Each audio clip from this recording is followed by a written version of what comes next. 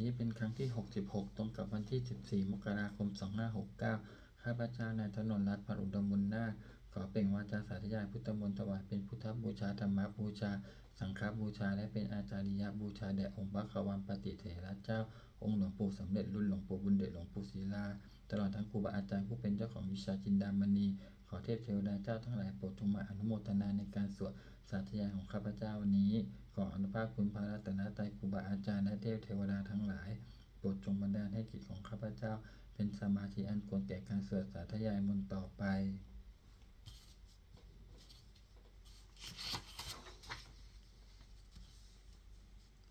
บทสวดชุมนุมเทวดาสัมมันตาจักรวาเลสุอัตตาขัจฉันตุเทวตาสัทธมังมุนิราชสัสสุนันตุสขาโมขาทังสักเคกาเมจารูเปคิริสิขาลตเตจันตาลิเขวิมาเนทีเปรัตเถจักคาเมตาลุวนาคหาเนเคหะวัตตุเมเขเตภูมิมาจายันตุเทวาชราธาราวิสเมยักขคันทพนาคาติทันตาสันติเกยังมุนิวราวจันดังสาตโวเมสุนันตุธรรมสวนากาโลอายัมปทันตาธรรมสวนากาโลอายัมปทันตาธรรมสวนากาโลอายัมปทันตาบทสวดนามการสิทธิคาถานะโมตัสสะภะคะวะโตอะระหะโตสัมมาสัมพุทธัสสะนะโมตัสสะภะคะวะโตอะระหะโตสัมมาสัมพุทธัสสะนะโมตัสสะภะคะวะโตอะระหะโตสัมมาสัมพุทธัสสะบทสวดสัจจกิริยาคาถานาติเมสรนังอัญญังพุทโธเมสรนังวะลังเอเตนะสัจจวัชเชนะโสติเมโหตุสัพพทานาติเมสรนังอัญญังธัมโมเมสรนังวะลังเอเตนะสัจจวัชเชนะโสติเมโหตุสัพพทานาติเมสรนังอัญญังสังโฆเมสรนังวะลังเอเตนะสัจจวัชเชนะโสติเมโหตุสัพพทา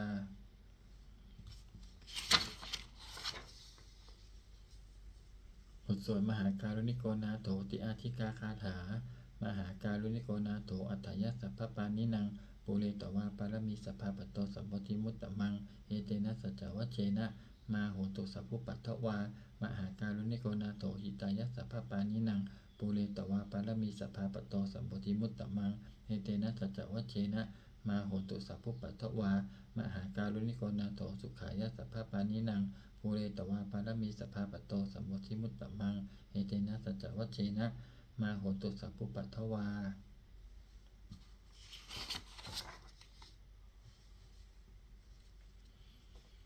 บทสวดมหาสมัยสูตรเอวันเมสุตังเอกังสัมมยังภควาสเกสุวิหารติกัปปิลาวัตุสมิงมหาวเนมหาตาภิกขุสังเคนะสัตถิงปัญจมัตเตหิภิกขุสัตเตหิสเปเหวะอรหันเตหิทัสสะหิจาโลกธาตุหิเทวตาเนปุเยนะสันนิปริตาโหนติภขวันตังทัสสนายะภิกขุสังคัญจะอัตโขจตุนนังสุทาวาสกายิกานังเทวานังเอตตะโหสิอายังโขภควาสเกสุวิหารติกัปปิลาวัตุสมิงมหาวเนมหาตาภิกขุสังเคนะสัตถิงปัญจมัตเตหิภิกขุสัตเตหิสเปเหวะอรหันเตหิทัสสะหิจาโลกธาตุหิเทวตาเยปุเยนะสันนิปติตาโหนติภขวันตังทัสสนายะภิกขุสังคัญจะยันนูนะมะยังปิเยนะภควาเทนุปสังคมยามะอุปสังคมิตตวาภควโตสันนิเกปัจเจกคาถาภาสยามาติ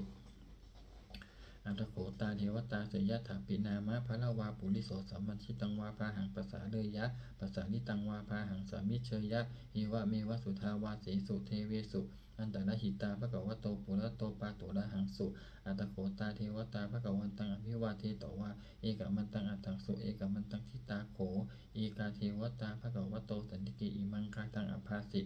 มหาสัมมโยปวนัสสมิงเทวกายาสมาคตาอาขัตตัมหะอิมังตัมมะสัมมยังตกิตาเยวะอปาราคิตสังคันติอัตโขอปาราเทวตาภควโตสันติเกอิมังคาทังอภาสิตตภิกขโวสัมมาทังหังสุจิตตังอัตโนอุชุกมะกังสุสารทีวะเนตานิกเหตวะอินทริยานิรักขันติปันทิตาติ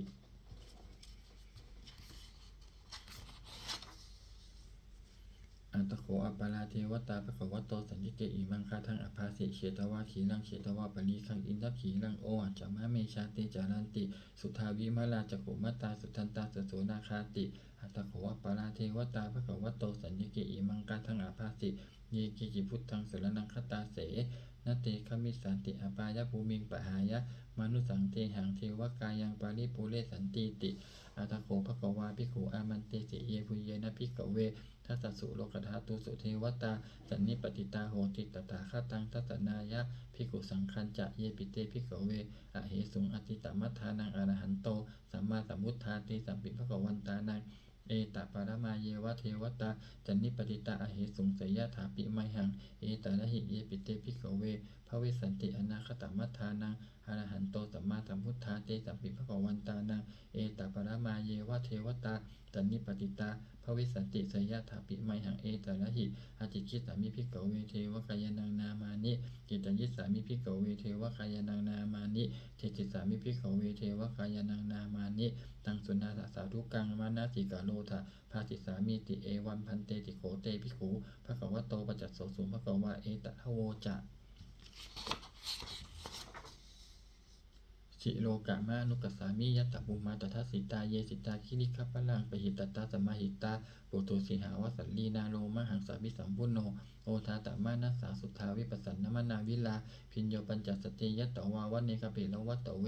ตโตอามันตยิสัตตาสาวเกสาสเนระเตเทวกายะอภิกันตาเตวิชานาถภิกขโวเตจะอัตตปะมะกะลุงสุตวาพุทธัสสะสะนังเตสัมปาตุละหุยานังอามานุสานัทัสสะนังอเปเกสตะมัตตะคงสหัสสังอัตสัตตะริงสตังเอเกสหัสสานังอามานุสานามัตตะสงอเปเกนัตตะมัตตะคงทิสาสัพพาปุตตะอาหงตัญจสัพพังอภิญญายะวะวะกิตวานัจจกุมาตโตอามันตยิสัตตาสาวเกสาสเนระเตเทวกายะอภิกันตาเตวิชานาถภิกขโวเยโวหังกิเลยิสามิคิราหิอนุปุปโสสัตตสหัสสาวยขาภูมากปิลวัตตวาอิทิมันโตชุติมันโตวันนะวันโตยะสัตติโนโมทมานาอภิกามุภิกขุนังตมิติงวนังจะสหัสสาหิมะวัตตายะขานานะตะวันนิโนอิทิมันโตชุติมันโตวันนะวันโตยะสัตติโนโมทมานาภิกามุภิกขุนังสมิติงวานังสาตาคิลาติสหัสสายะขานานะตะวันนิโนอิทิมันโตชุติมันโตวันนะวันโตยะสัตติโนโมทมานาภิกามุภิกขุนังสมิติงวานังอิเจเตโสรัสสะสหัสสายะขานานะตะวันนิโนอิทิมันโตชุติมันโตวันนะวันโตยะสัตติโนโมทมานาภิกามุภิกขุนังสมิติงวานังเวสามิตาปัญจสัตตายักขานานะตะวันนิโนอิทิมันโตชุติมันโตวันนะวันโตยะสัตติโนโมทมานาอภิกามุภิกขุนังสมิติงวนังกุมพิโรราชะคะหิโกโสเวปุลสันนิเวสันนังพิญโยนังสตสหัสสังยักขานังปยิรุปัสสติกุมพิโรราชะคะหิโกโสภคะสมิติงวนังปุริมันจัตติสังราชาตตะละโตปัสสาสติคันธปานังอธิปติมหาราชายสัพพิโสปุตตาปิตัสสะพะหโวอินทนามามหาภราอิทิมันโตชุติมันโตวันนะวันโตยะสัสสิโนโมทมานาอภิกามุงภิกขุนังสมิติงวนังทักขินังจัตติสังราชาวิรุณโหตปัสสาสติอุมันทานังอธิปติมหาราชายสัพพิโสปุตตาปิตัสสะพะหโวอินทนามามหาภราอิทิมันโตชุติมันโตวันนะวันโตยะสัสสิโนโมทมานาอภิกามุภิกขุนังสัมมิติงวนังปัจฉิมันจัตติสังราชาวิรูปโขปัสสาสตินาคานังอธิปติมหาราชายสัสสิโสปุตตาปิตัสสะภะโวอินทนามามหาภลาอิทิมันโตชุติมันโตวันนะวันโตยะสัสสิโนโมทมานาอภิกามุภิกขุนังสัมมิติงวนังอุตตะลังจัตติสังราชาขุเวโรตปัสสาสติขานังอธิปติมหาราชายสัสสิโสอุตตปิตัสสะภะโวอินทนามามหาภราอิทิมันโตชุติมันโตวันนะวันโตยสัสสิโนโมทมานาอภิกามุภิกขุนังสัมมิติงวนังปุริมาทิสังทัตตะละโตตะกิเนนะวิรุณหโกปัจฉิเมนะวิรูปโกกุเวโรอุตตรังทิสังจัตตาโรเตมหาราชาสัมมันตาจตุโรทิสาทัตตะละมานะอัตถังสุวรรณเนกาเปละวัตตเวเตสังมายาวิโนทาสาอาคุวันจานิกาสัทธามายากุเตนทุเวเตนทุวิภูจะวิภูโตสหะฉันทโนกามะเสโทจะกินนุคันทุนิคันทุจะปะนาโทโอปะมัญโยจะเทวสุโตจะมาตาลิจิตตเสโนจะขันตโพนโรราชาชโนสัพโพ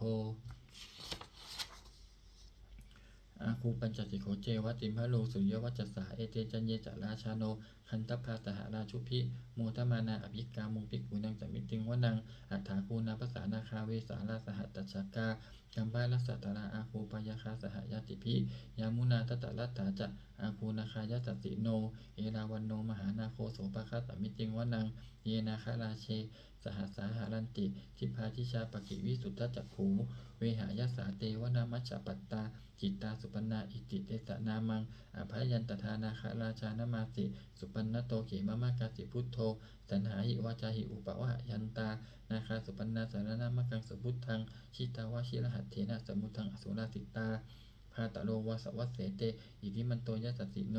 กาลกัญชามาพิสมาอสุราธนเวคัสสาเวปัจจิติสุจิติจาปหาราโทนมุจิสหะสตัญจะพลิปุตตานังสเพเวโรจนามกาสันนหิตวาพลิงเสนังลาหุพัทธมุปาขมูสัมมโยธานิพัทันเตภิกขุดังสมิติงวนัง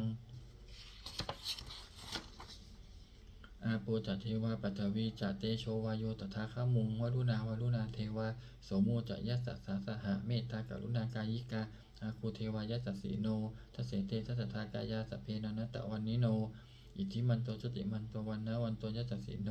โมทมานาอภิกามุงภิกขุนังสมิติงวนังเวนตุจัตเทวาสหารีจะอัสมาจัตทุเวยะมาจันทักสุปนิสาเทวาจันทมาคูปุลกิตาสุริยสุปนิสาเทวาสุริยมาคูปุลกิตานักขัตตานิปุลกิตวะอาคูมันทาวะลาหากาวะสูนังวะสโวเสโธตะโกปะคาปุลินทัตโธนัสเสเตทัตถากายาสัพเพนันตะวันนิโนอิทิมันโตจุติมันโตวันนะวันโตยัสสสีโนโมทมานาอภิกามุงภิกขุนังสมิติงวนังอัฏฐาคูสาภูเทวาชาลมัคคิสิกขานิวะอลิตกาจะโลชาจะอุมาปุภะนิพาสิโนวรุณาสหธรรมาจะอจุตาจะอานิชกาสุเรยะรุจยาอาคูวาสวเนสิโนทัสเสเตทัตตากายาสเพนันตะวันนิโนอิทิมันโตจุติมันโตวันนะวันโตยัสสสิโนโมทมานาอภิกามุงภิกขุนังสมิติงวนังสมานามหาสมานามานุสามานุสุตตมาขิทาปตุสิกาอาคูมโนปตุสิกาอัฏฐาคูหานโยเทวาเยจะโลหิตวาสิโนปาราคามหาปาราคาอาคูเทวายสัสสิโนทัสเสเตทัตถากายาสเปนันตะวันนิโนอิทิมันโตสุติมันโตวันนะวันโตยัสสสิโนโมทมานาอภิกามุงภิกขุนังสมิติงวนังสุกากรุมหาอรุณาอาคูเวคานาสาสหะโอทาตะคหาปามุขาอาคูเทวาวิจักขานาสัทธามัตตาหาลัคชามิสกาจยัสสสิโนทนยังอาคาปชุนโนโยทิสาอภิวัสติทัสเสเตทัสสทากายาสเพนันตะวันนิโนอิทิมันโตจุติมันโตวันนะวันโตยัสสสิโนโมทมานาอภิกามุงภิกขุนังสมิติงวนังเขมิยาตุสิตายามากัตตากาจยัสสสิโนสัมพิตการามะเศรษฐาโชตินามาจะอาสวานิมานารติโนอาคูอัฏฐาคูปนะนิมิตาทัสเสเตทัสสทากายาสเพนันตะวันนิโนอิทิมันโตจุติมันโตวันนะวันโตยัสสสิโนโมทมานาอภิกามุงภิกขุนังสมิติงวนัง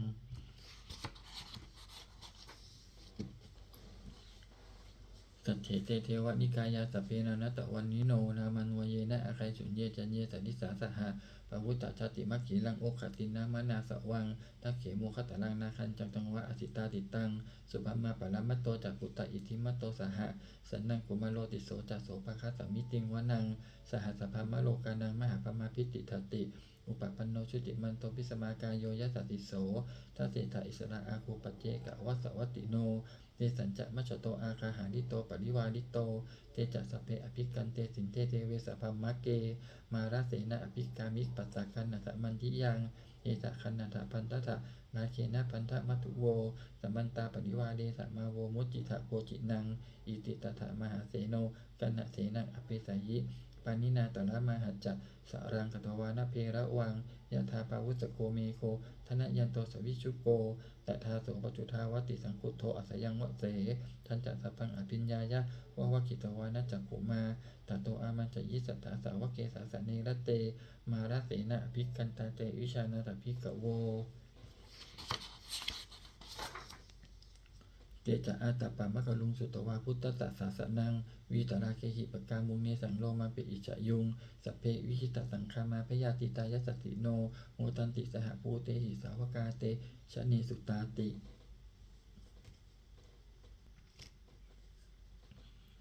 บทสวดจุลจยปกรณ์ นะโมเมพุทธเตชะสารัตนัตยธรรมิกาเตชะปสิทธิปสีเทวานารายะปะระเมสุราสิทธิพัมมาจะอินทาจะจตุโลกาคัมภีรกากาสมุทธาภูตุงคังคาจะสพัมมะชยปสิทธิพวันตุเตชยชยธรณิธรณีอุทธิอุทธีนาทีนาทีชัยยะคะคนละตนละนิสัยนิรัยใส่เสนะเมรุราชพลนรชีชัยยะคัมภีรสงพีนาเคนตนาคีปีศาจภูตกาลีชัยยะทุนิมิตาโลคีชัยยะสิงคีสุธาทานมุขชาชัยยะวรุณนมุขสาตราชัยยะจำปาทินาคะกุลคันธกะชัยยะคัจจคนนตุรงสุกรผู้ทรงสีหพยขะทีปาชัยยะวรุณนมุขยาตาชิตะเสนาลิปุณสุทินรดีชัยสุขาชีวีชัยธรณีตะเลสัทธาสุชัยยาชัยธรณีสารติงสัทธาชัยมังกราลัญญาภวเคชัยวรุณยักเขชัยรักขเสสุราผู้ชาติชาชัยพระมีทัคนาชัยราชาธิราชสัจชัยชัยปัทวิงสัพพังชัยอรหันตาปัจเจกพุทธสาวังชัยมเหสุโลหลินเทวาชัยพมสุรักโขชัยนาโควิรุณโกวิรูปโขจันทิมาลวิอินโตจะเวนะเตโยจักกุเวโรวรุณโนปิจะอคิวายโยจะปาจุนโหกุมาโลทัตตะรัตตะโกอัฏฐารสะมหาเทวาสิทธิตาปัสสะอาทโยอิสิโนสาวกาสภาชัยนาโมพวันตุเตชัยธรรมโมจัสังโฆจะทัสสะปาโลจะชัยกังเอเตนะชัยเตเชนะชัยสติพวันตุเตเอเตนะพุทธเตเชนะโหตุเตชัยมังคะลังชัยโยปิพุทธสัสสิริมะโตอะยังมารัสสะจะปาปิมะโตปราชโยอุโคสยัมโพธิมันเทปโมทิตาชัยตถาพัมมคณามเหสิโนชัยโยปิพุทธสัสสิริมะโตอะยังมารัสสะจะปาปิมะโตปราชโยอุโกสยัมโพธิมันเทปโมทิตาชัยตถาอินทคณามเหสิโนชัยโยปิพุทธสัสสิริมะโตอะยังมารัสสะจะปาปิมะโตปราชโยอุโกสยัมโพธิมันเทปโมทิตาชัยตถาเทวคณามเหสิโนชัยโยปิพุทธสัสสิริมะโตอะยังมารัสสะจะปาปิมะโตปราชโยอุโกสยัมโพธิมันเทปโมทิตาชัยตถาสุปันนคณามเหสิโนชัยโยปิพุทธสัสสิริมะโตอะยังมารัสสะจะปาปิมะโตปราชโยอุโกสยัมโพธิมันเทปโมทิตาชัยตถานาคคณามเหสิโนชัยโยปิพุทธสัสสิริมะโตอะยังมารัสสะจะปาปิมะโตปราชโยอุโกสยัมโพธิมันเทปโมทิตาชัยตถาสัพพมคณามเหสิโนชยันโตโพธิยามูเลสกยานังนันทิวัตตโนเฮวังตะวังวิชโยโหหิชยสุชยมังคะเลอปาราชิตปัลลังเกสีเสปัทวิโปคาเลอภิเสเกสัพพพุทธานังอาคัปปโตปโมทัตติสุนัขตังสุมังคะลังสุปภาตังสุหุทิตังสุขโนสุมุหุตโตจัสุยิทังธรรมจาริสุปทักขินังกายกัมมังวาจากัมมังปทักขินังมโนกัมมังปณิทีเตปทักขินากัทักขินานิกัตวานะละพันตเถปทักขิเนเตอัฏฐรัตตาสุขิตาวิรุณหาพุทธศาสเนอโลคาสุขิตาโหทะสหัสสเปหิยติภิสุนันตุโพโตเยเทวาอัสมิงฐาเนอธิคตาทีคายุกาสทาโหตุสุขิตาโหตุสัพพะทาลักขันตุสัพพะสัตตานังลักขันตุชินาสาสนังยากาจิปัฏนาเตสังสเปปุเรตุมโนรัตถายุตตากาเลปวัสสันตุวัสสังวัสสาวราหกาโลคาจุปัฏฐวาเตจังนิวาเรตุจัสสัพพะทากายาสุขังจิตตสุขังอรหันตุยะถาระหัง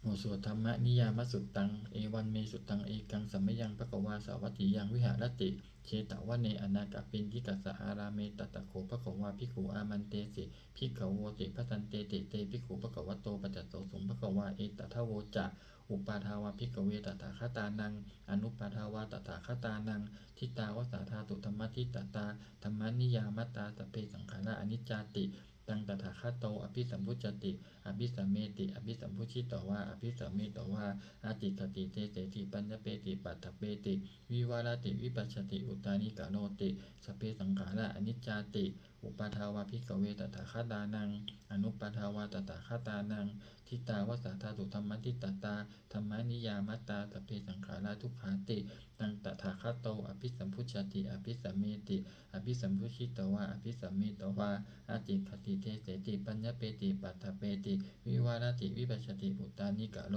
ติสัพเพสังขาราทุกขาติอุปาทาวาภิกขเวตถาคตานังอนุปาทาวาตถาคตานังทิตาวสาธาตุธรรมทิตตาธรรมนิยามัตตาสัพเพธัมมาอนัตตาติตังตถาคตโตอภิสัมพุชฌติอภิสัมเมติอภิสัมพุชชิตวาอภิสัมเมตวาอาติขติเทเสติปัญญเปติปัฏฐเปติวิวารติวิปัสสติอุตตานิกะโลติสัพเพธัมมาอนัตตาติอิธัมมาโวจะภควาอัตตมนาเตภิกขุภควโตภาสิตังอภินันทุนติ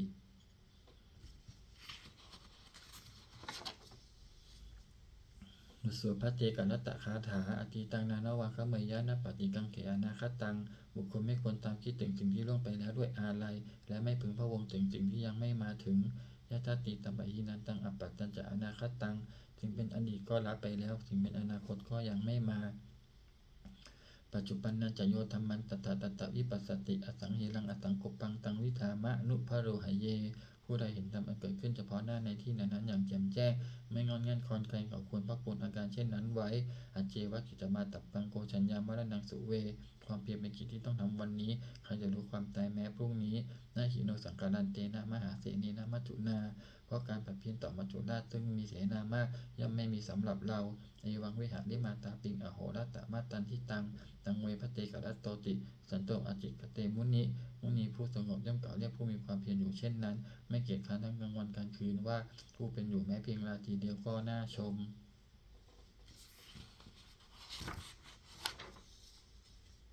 บทสวดธรรมะสังเวคปัจจเวคขณะสัพเพสังขาราอนิจจาสังขารคือร่างกายจิตใจและรูปธรรมนามธรรมทั้งหมดทั้งสิ้นมันไม่เที่ยงเกิดขึ้นแล้วดับไปมีแล้วหายไปสัพเพสังขาราทุกขาสังขารคือร่างกายจิตใจและรูปธรรมนามธรรมทั้งหมดทั้งสิ้นมันเป็นทุกข์ทนยากเพราะเกิดขึ้นแล้วแก่เจ็บตายไปสัพเพธัมมาอนัตตาสิ่งทั้งหลายทั้งปวงทั้งที่เป็นสังขารและไม่ใช่สังขารทั้งหมดทั้งสิ้นไม่ใช่ตัวไม่ใช่ตนไม่ควรถือว่าเราว่าของเราว่าตัวว่าตนของเรา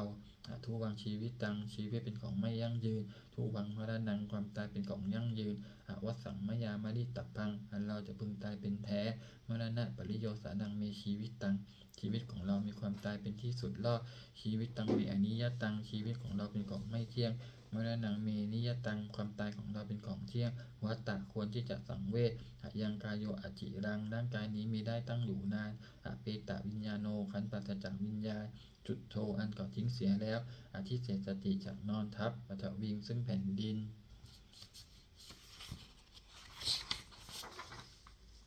กะลิมขลังอิวะประดุจดังว่าท่อนไม้และท่อนฟืนนิรัตถังหาประโยชน์มิได้อนิจจาวัตสังขาราสังขารทั้งหลายไม่เที่ยงหนออุปาทวยธรรมมิโนมีความเกิดขึ้นแล้วมีความเสื่อมไปเป็นธรรมดาอุปชิตวานิรุชันติขันเกิดขึ้นแล้วย่อมดับไปเนสังงูปัสสโมสุโขความเข้าไปสงบระงับสังขารทั้งหลายเป็นสุขอย่างยิ่งสัพเพสัตตามะลันติจักสัตว์ทั้งหลายทั้งปวงกำลังตายอยู่มะลิงสุจักมะลิสาเลที่ตายแล้วและกำลังจะตายตะเทวหังมะลิสามิเราก็จะตายอย่างนั้นเหมือนกันนัตถิมิเอตสังสยโยความสงสัยในความตายนี้ย่อมไม่มีแก่เราเลยบทสวดเมตตายังกินจิกุศลังกัมมังสัพเพหิพัตเตหิกตังมุญญังโนอนุโมทันตุสุนันตุโพโตเยเทวะอัสสมิงฐานิอธิคตาทีคายุกาสัทธาโหนตุสุกิตาโหนตุทุกขาปมุญจันตุมาตาปิตาสุกิตาโหนตุทุกขาปมุญจันตุสัพเพยติกาสุกิตาโหนตุทุกขาปมุญจันตุสัพเพอายติกาสุกิตาโหนตุทุกขาปมุญจันตุสัพเพปิสาสัพเพยัคขาสัพเพเปตาสุกิตาโหนตุทุกขาปมุญจันตุสัพเพอาจาริยุปชายสุกิตาโหนตุทุกขาปมุญจันตุสัพเพนักตาสุกิตาโหนตุทุกขาปมุญจันตุสัพเพเทวาสุกิตาโหนตุทุกขาปมุญจันตุสัพเพสามตินังสมิจฉันตุโวบทสวดบูชาหลวงปู่ทวดนะโมโพธิสัตโตอาคันติมายะอิติภควานะโมโพธิสัตโตอาคันติมายะอิติภควานะโมโพธิสัตโตอาคันติมายะอิติภควา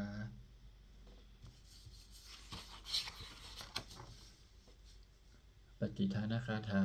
ยาเทวตาสันติวิหารวาสินีถูเปคะเลโพธิคะเลตะหิงตาธรรมะทาเนนะพวันตุปูชิตาโสติงกโรเตถาวิหารมันทะเลเถราจามัจจานวกาจะพิกโวสารามิกาธนปัจเจอุปาสกาคามาจะเทสานิขมาจะอิสาราสัปปานาปูตาสุขิตาพวันตุเตชลพุชาเยปิจะอันตสัมภวาสังเสรชาตาตโวปปาติกาเนญานิกังธรรมะวาลังปจิจจเตสเพปิทุกขสักกาโลตุสังขยังถาตุจิรังสตังธรรมโมธรรมัทธาราจะปุคลาสังโฆโหตุสัมภโควะอัฏฐายะจะหิตายะจะอเมรคตุสัทธัมโมสเพปิธรรมจาริโนอุจิงสัมปะปุเนยามะธรรมเมอริยปเวทิเตปสันนาโหตุสเพปิปานิโนพุทธสาสเนสัมมาทารังปเวชันโตกาลีเทโวปวัสสตุวุฒิภาวายะสัตตานังสมิตังเนตุเมทะนิงมาตาปิตาจะอัตชังนิจังลักขันติปุตตะกังเอวังธรรมเมนะราชาโนปชังลักขันตุสัพพทา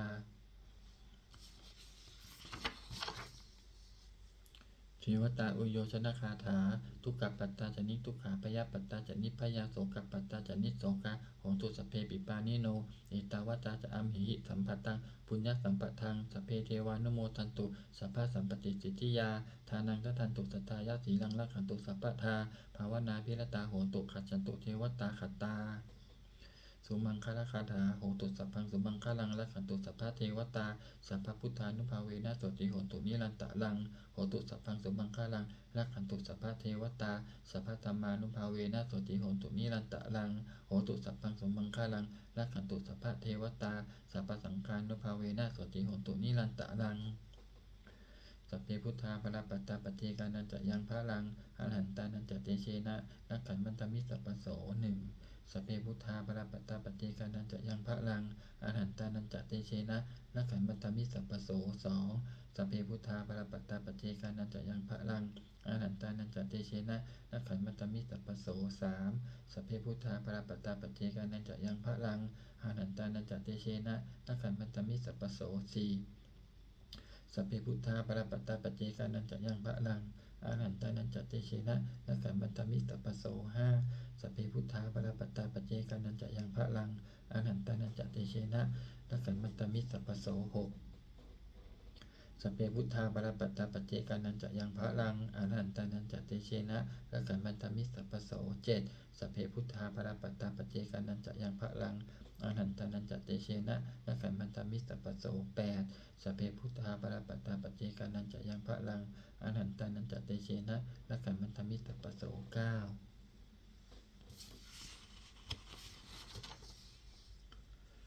ด้วยอำนาจแห่งบุญกุศลที่ข้าพเจ้าได้สวดสาธยายพระพุทธมนต์นี้ข้าพเจ้าขอน้อมกราบอุทิศถวายเป็นพระราชกุศลแด่สมเด็จพระนางเจ้าสิริกิติ์พระบรมราชินีนาถพระบรมราชชนนีพันปีหลวงผู้เสด็จสู่สวรรคาลัยขออานิสงส์แห่งบุญกุศลนี้จงเป็นสาภาสิริมงคลแก่ข้าพเจ้าให้แคล้วคลาดปลอดภัยจากทุกโศกโรคภัยอันตรายทั้งปวงให้มีแหล่งรายได้อันสุจริตมั่นคงเป็นสัมมาอาชีพชอบธรรมคำว่าไม่มีอดอยากยากจนขอจะได้มีแก่ข้าพเจ้าขอให้ข้าพเจ้ามีสมาธิติดตั้งมั่นในพระธรรมคำสอนในองค์สมเด็จพระสัมมาสัมพุทธเจ้าดำรงอยู่ในความดีงามตลอดกาลนานอีกทั้งขอเทพเทวดาทั้งหลายผู้ได้อนุโมทนาสาธุการในบุญกุศลนี้โปรดประสิทธิ์ประสานพรน้อมส่งอนุภาพแห่งมงคลไปสู่วัตถุมงคลพระปิตายอดเศรษฐีทั้งฝ่ายไทยและฝ่ายลาวรวมถึงวัตถุมงคลทั้งปวงที่3สิ่งอมูเลตได้จัดสร้างขึ้นให้เปี่ยมด้วยพุทธานุภาพเทวานุภาพและฤทธานุภาพอันศักดิ์สิทธิ์อำนวยผลให้เป็นสิริมงคลแก่ผู้ครอบครองและบูชาทุกประการเถิด